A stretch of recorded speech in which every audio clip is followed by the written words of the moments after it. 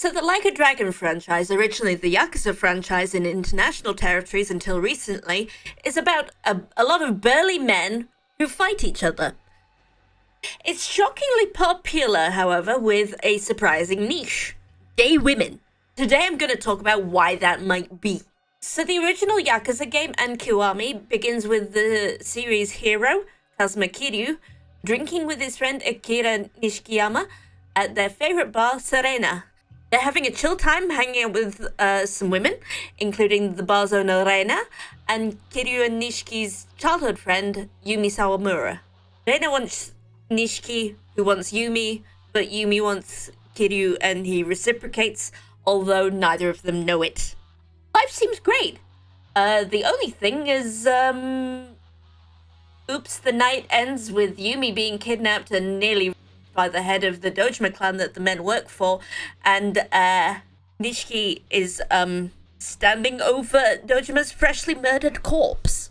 Being such a good friend, Kiryu decides to take the hit for his friend and goes to prison for a decade. 10 years pass and our man is free.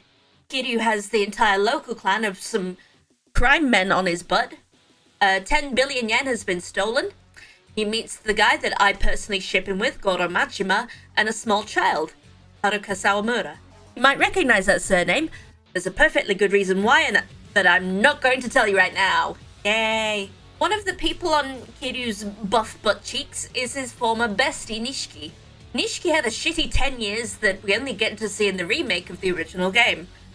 While he did get his own family under the Tojo clan, one of his new boys was a shithead, and no one respected him because he kind of rocketed to the top without earning the same level of respect as Kiryu did, despite the whole going to jail thing.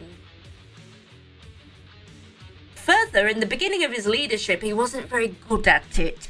So Nishiki murders the mean guy to earn respect. Nice.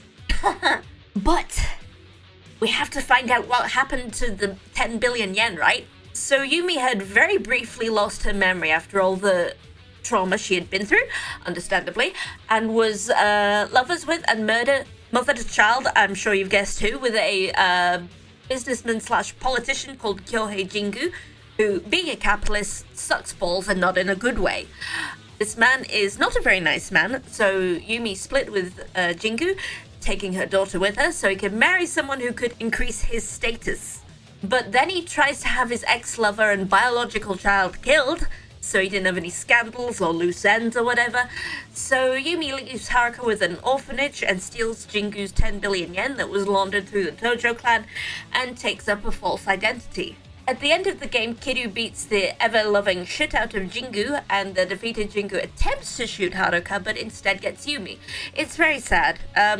So Nishiki then proceeds to stab Jingu for killing the girl he had the unrequited hot pants for. So as the culmination of everything, Kiryu and Nishiki have a fist fight. They both whip off their shirts and jackets in a single fluid motion, as is customary in the Yakuza series, revealing their sick back tattoos that are like appropriate for the characters or something. Kiryu's is a dragon and Nishiki's is a koi carp. According to the Yakuza wiki, his tattoo represents his ambition to climb up the ranks of the Tojo clan.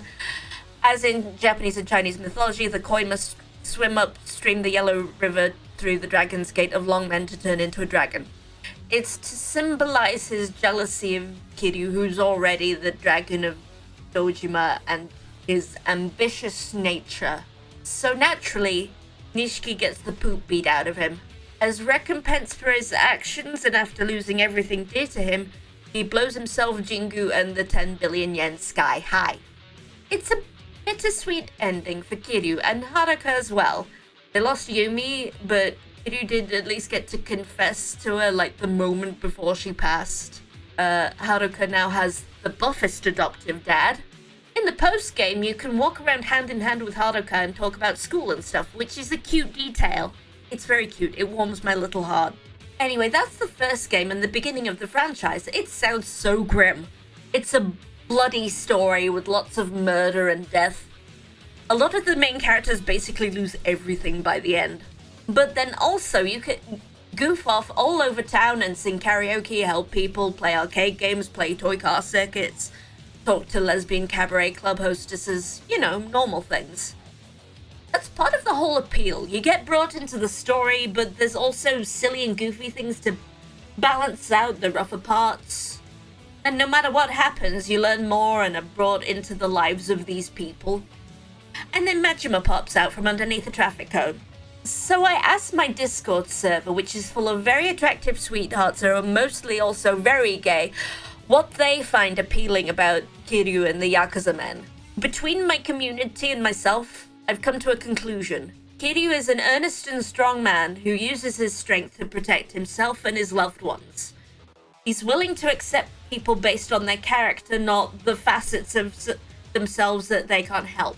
You know, like being gay. He isn't a spoilsport, and he can lean into the silly parts with the best of them. He has a killer singing voice, but that's mostly his voice actor Takaya Kuroda's doing. He puts his entire self into whatever he's doing, whether it's, you know, singing Bakamitai or beating the ever-loving shit out of a dude, or wearing an orange headpiece, if I remember Yakuza 6 correctly. What one of my community members said struck me. He's a largely heroic person in a deeply unheroic world. Irregardless of the injustices done to him, his moral compass more or less points in the right direction.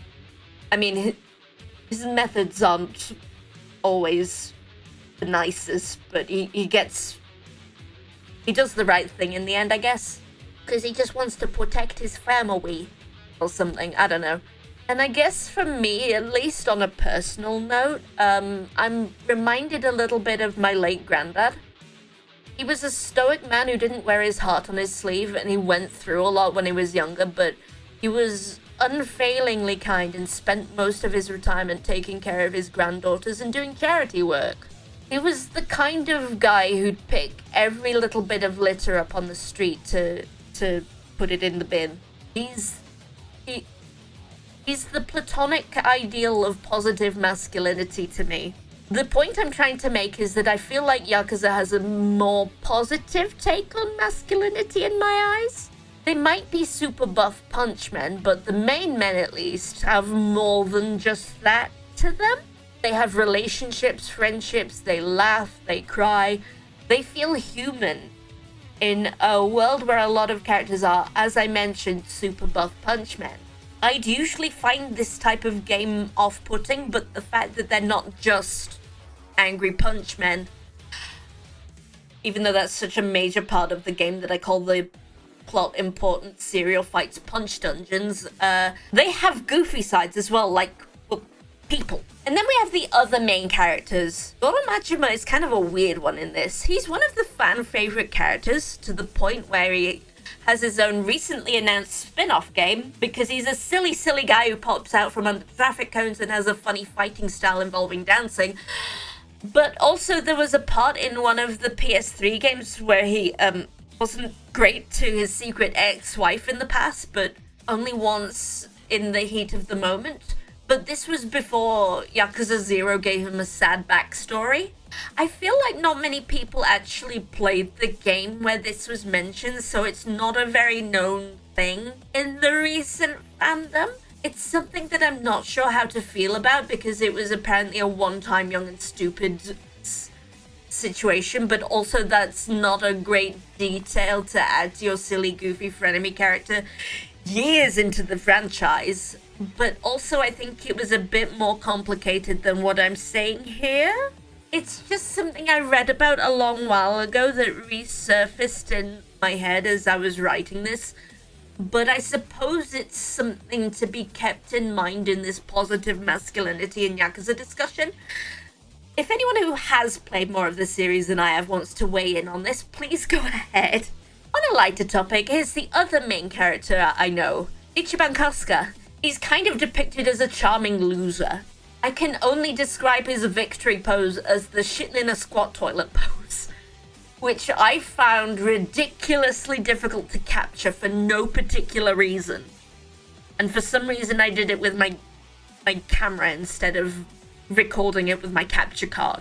Ichiban is, compared to the other protagonist quite childish. He has an endearing boyishness to him, and is so obsessed with Dragon Quest that the entire gameplay changed to be turn-based battles instead of beat-em-up. In spite of this, he also has a rough backstory. Who doesn't in Yakuza, to be honest with you? He was abandoned in a coin locker as a baby, and was found and raised by the owner of a soap land around prostitutes in the red light district of Kamurocho. As a teenager, he resorted to beating people up and taking their money in order to help the locals. Unfortunately for him, one of the people he beat the shit out of was a Yakuza who, kidnaps and tortures him. In the heat of the moment, Ichiban names the Arakawa family to try and get his torturers off his butt. Again, unfortunately, this has his captors thinking they have a high-value captive that they could use to extort money from the family. So Masumi Arakawa, the head of the family, arrives on the scene. You'd expect him to say he doesn't know the kid, right? But no. He cuts off part of his little finger to save Ichiban, earning himself the loyalty and greatness of the teenage boy. The Yakuza let Ichiban go, and after 100 days of Ichiban asking, Arakawa allows him into the family. And that's his backstory. It's kind of sad. He's definitely a same but very different guy to Kiryu. They share enough characteristics to feel somewhat similar in some ways, but he's new and different enough to keep your interest. For one thing, Kiryu and the previous guys tended to be alone, but Ichiban generally brings a party of four with him, and the fights are filtered through his point of view, because everything goes silly mode. He views life as a big old game of Dragon Quest with himself as the hero, so if he's the hero, he's going to help everyone he can. He's not, actively disconnected from reality like that girl from School Life, but he's just a silly guy who's kind of caught up in his own deals, so he's a little bit behind socially. In a way, he kind of acts like a teenage boy, especially around women. I mean, Ichiban has, a living love interest, whereas Kiryu doesn't fuck. I remember reading somewhere that the producer of the Yakuza series said that his personal theory was that Kiryu's still a virgin. The conclusion of this section is, no one I've mentioned is perfect or infallible. Not even Kiryu himself. They feel like people, and that's the point. Why do I need to highlight this? A lot of women and queer people don't have good experiences with cishet men. So it's pretty nice to see a manly man like Kiryu be pretty accepting of people. It's nice to see someone his age who is old enough to be the parent of a good chunk of my viewers, I imagine, accept people for who they are. I don't think this is everyone's reason, but it's the conclusion I got from asking my Discord server mixed in with my own opinion. And, I mean, plus the games are fun and the story is fun as well. That's probably the main part. Conclusion. I love Yakuza games. They're not perfect, but Yakuza Kiwami and Yakuza 0 were some of my first stream games, so they have a special place in my heart and in my content as well. Anyway, please like, comment, and subscribe. Please follow my, and subscribe to my Twitch as well. I also have a Patreon. I don't know what to do with it, but please follow it anyway. I was about to say bye. You'd think that's the end, right? You adorable fools.